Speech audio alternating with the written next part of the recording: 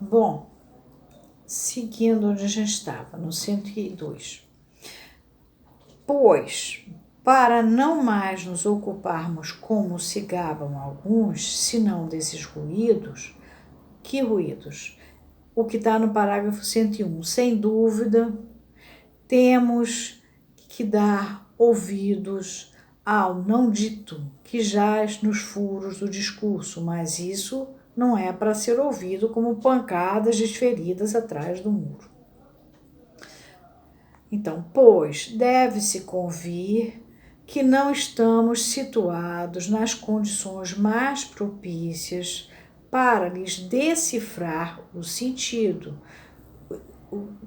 O sentido de quê? Desses ruídos, desses não ditos.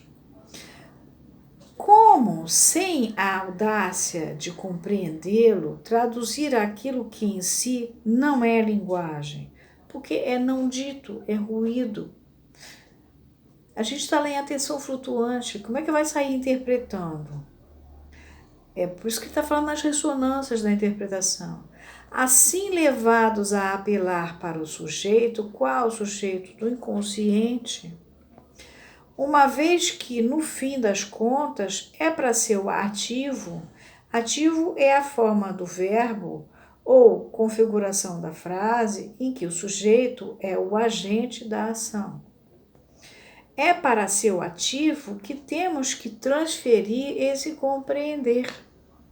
É para esse sujeito da oração.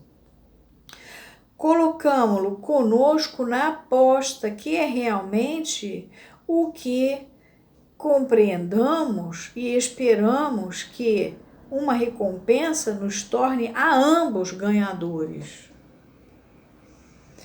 É esse bingo, é por aí, né? É quando chega numa hora que nós dois trabalhávamos juntos na realidade. Um descobriu o não dito, descobriu o ruído, e o outro veio à tona, trouxe à tona, trabalhou junto. É essa a proposta que o Lacan está falando.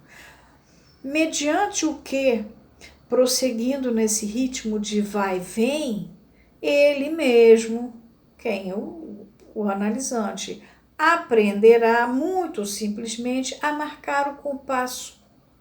Forma de sugestão que é tão boa quanto qualquer outra, o que quer dizer que, como em qualquer outra, não se sabe quem faz a marcação. O método é reconhecido como bastante seguro quando se trata de ir ao furo. Esses dois parágrafos foram reescritos em 1966.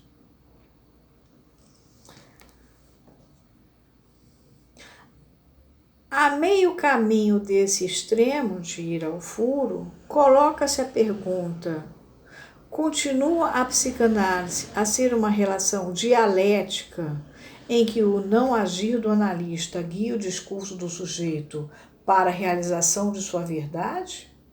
Ou será que se reduz a uma relação fantasística em que dois abismos se roçam sem se tocar até o esgotamento da gama das regressões imaginárias, até uma espécie de bundling levado a seus limites supremos em matéria de prova psicológica?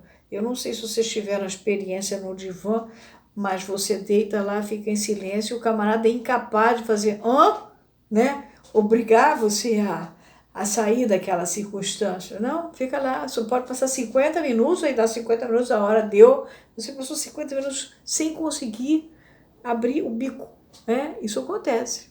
E é desconfortável, porque não serviu para nada. Bom, o bundling que ele se refere é o seguinte: designa-se por este termo o costume de origem celta e ainda em uso em certas seitas bíblicas da América, que permite aos noivos e até ao hóspede passageiro que namore a moça da casa dormirem juntos na mesma cama, sob a condição de se manterem vestidos. A palavra extrai seu sentido do fato de a moça ser comumente empacotada em lençóis. Quincy fala do assunto. Conferir também o livro de Orhan, o Jovem, sobre esta prática na seita dos Amish. Assim, o mito de Tristão e Isolda, ou o complexo que ele representa, doravante apadrinharia o psicanalista em sua busca da alma prometida a responsais mistificantes através do esgotamento de suas fantasias instintuais. O Tristão e Isolda é um mito. Como todo mito, o mito tem uma porção de versões, mas enfim, ele é um mito celta. Você sabe que nós, os portugueses, eram celtíberos, né? Os celtas não pegaram só lá em cima na Inglaterra, pegaram a nós também. De qualquer maneira, o Tristão é encarregado pelo rei da Cornualha, o que se chamava Marcos, de buscar a Isolda, que ia casar com ele. Eu não sei se é propriamente o Marcos que incumbe, mas enfim, ele é incumbido de buscar a mulher que vai casar com o Marcos da Cornualha.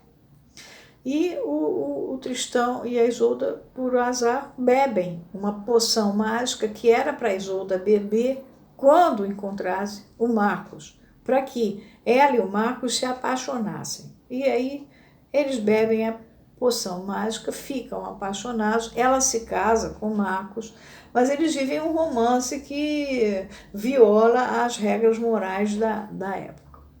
Aí um dia o Tristão arranja uma mulher para o Tristão chamada Isolda das Mãos Brancas.